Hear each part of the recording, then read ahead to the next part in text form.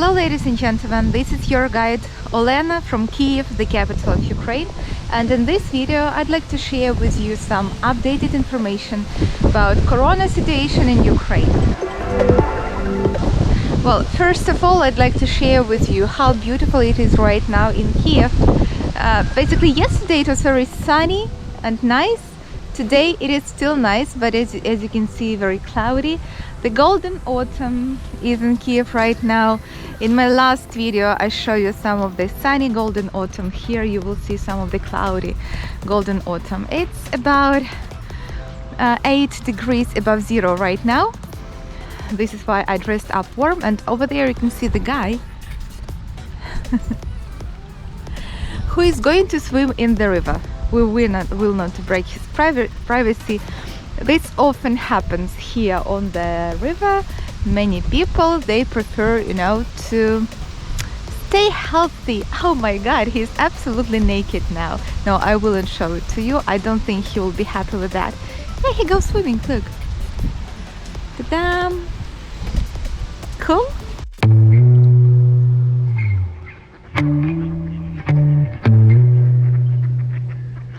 Some people prefer to stay healthy and train their immune system. Some people can't help it and they get sick. So the truth that situation with corona in Ukraine is getting worse. And today we have the news that the first region of Ukraine will go red very soon. On the 15th of October, the region of Ukraine, oblast of Kherson in the south of Ukraine, will become red, with all of those restrictions for the red zone. So like before, in Ukraine we are having adaptive quarantine, which means each region has its own statistics, own situation and own rules. So in Kherson, for the moment, the situation is the worst, and they will have the red zone after 15th of October. What does it mean? So in the red zone, what will be forbidden? All restaurants, cafeterias and other places to eat should be closed.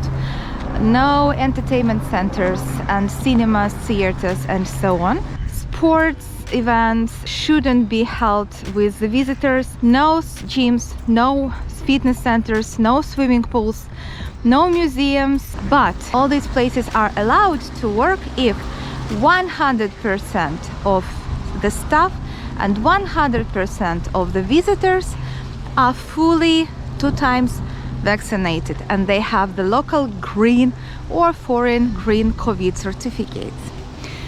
So it's something very new. We'll see how it goes. Will there be any places that are prepared to work like that in Kherson? We'll see.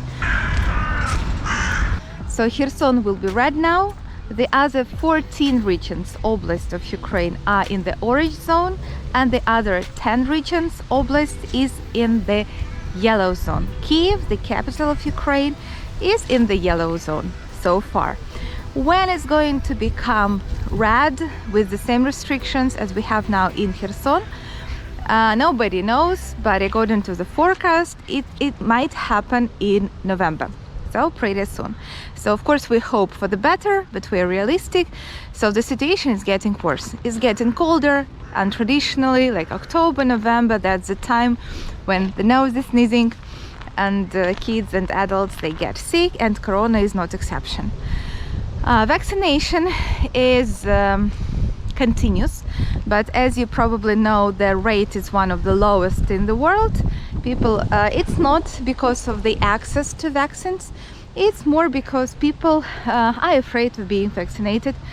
Maybe there is not enough of information or not enough of encouragement or propaganda, whatever, but people don't really vaccinate themselves very fast. And according to the forecast, the next regions where the situation is pretty bad and they will become red, those are Donetsk, Zhytomyr and Sumy, those 3 regions. Kyiv so far lives normal life. We are in the yellow zone, but well, life hasn't really changed. What restrictions we have They are in that video. You can take a look about Kyiv and the yellow zone. One restriction, additional restriction, was imposed just yesterday on the 12th of October, and that is for travelers inside Ukraine.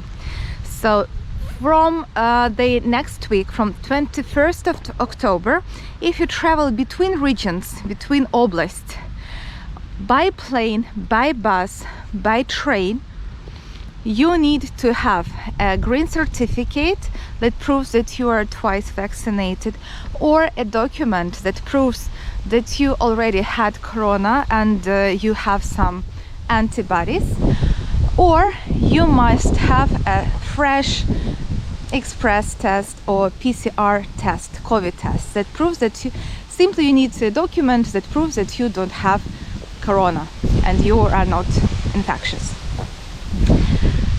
Inside of oblast, inside of the city, there are no those restrictions yet, and public transport is not affected yet, at least. And they say for the moment they don't have plans to do this. Now, as for the rules to enter Ukraine, nothing has changed at all. So as before, you just need those two documents. One is the travel insurance that covers your COVID treatment in Ukraine if you need it, and the other document that proves that you don't have corona, and that should be the certificate that you are fully vaccinated. If you don't have that certificate, you should present a fresh PCR or express test result. Yeah, but even if you have that test result, upon arrival you need to make a test within 2 days upon arrival. Otherwise, you will have to go for self-isolation. In the details, I explain all that in that video, so that information is still up to date. If you have some questions, please ask them in the comments, okay? And now in the end, as always, a little bit of personal information. The reason why I'm here is that behind those buildings there is my hospital, my doctor, my maternity house, and I've just visited. I'm 39 plus weeks pregnant right now. The normal pregnancy is like 42 weeks, but most of the women should give birth before they are 40 or when they are 40. So basically the doctor gave me 1 more week to wait. If not, they asked me to go to the hospital, get hospitalized, and under control of the doctor, maybe they will induce and kind of help me to bring new baby into this world. I hope that the baby will decide herself to arrive within that week. So that week is kind of one of the most impatient and emotional and very mixed feelings, really, guys, about that. If you were not pregnant, it's very hard to explain how a woman feels on that last week. Well, it was a great pleasure to meet you. Thank you very much for your attention, and I hope to see you very soon, and I wish you good luck and have a nice day. And yeah, I hope you enjoyed that autumn in Kiev right now. Okay, goodbye, guys.